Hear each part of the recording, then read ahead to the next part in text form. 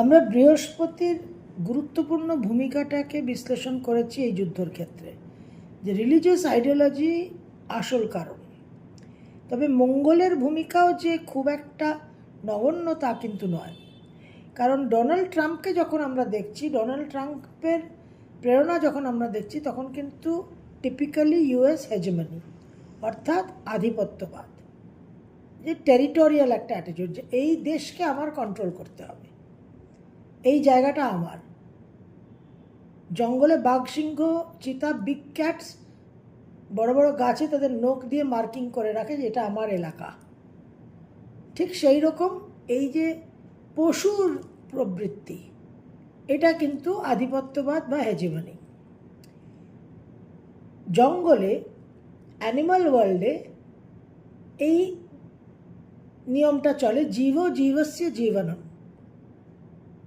যে শিকার শিকারীর সম্পর্ক। একটা খরগোশ যদি দৌড়ে আসে বাঘের কাছে যে তাকে সিংহ তাড়া করেছে, বাঘ কিন্তু তাকে তার গুহায় আশ্রয় দেবে না, তাকে তক্ষুনি গপ করে খেয়ে ফেলবে, ভাববে বোনাস, বৃহস্পতি তুঙ্গে হয়েছে।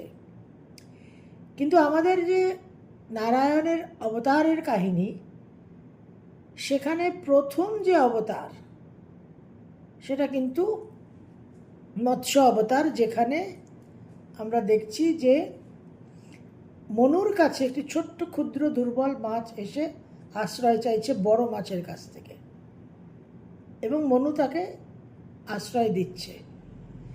এই যে ধর্ম, মানব জগতের যে ধর্মটা, যে আশ্রয় দেওয়া, দুর্বলকে স্বীকার করা নয়, প্রেডিটরি রিলেশনশিপ কিন্তু মানব জগতের মধ্যে নেই, যেটা পশুদের মধ্যে আছে। যে কারণে নেপালে, কাঠমান্ডুতে যে পশুপতিনাথ শিবের রূপ, যে আমাদের এই পশু প্রবৃত্তি থেকে আমাদের নিবৃত্তি করানো। কথাই আছে যে ধর্মে না হীনা পশুভি সমানা।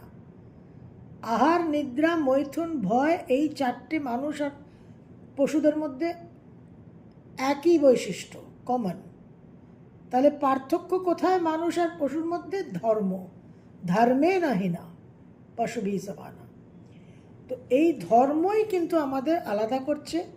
তো ডোনাল্ড ট্রাম্পের যে আইডিওলজিটা, রিলিজিয়াস আইডিওলজি নিয়ে আমরা আলোচনা করেছি জুপিটারের ক্ষেত্রে, ডোনাল্ড ট্রাম্পের ক্ষেত্রে এই যে পলিটিক্যাল আইডিওলজিটা, হেজিমনি, আধিপত্যবাদ, এই টেরিটোরিয়াল অ্যাগ্রেশন, এটা কিন্তু টিপিক্যালি মার্স।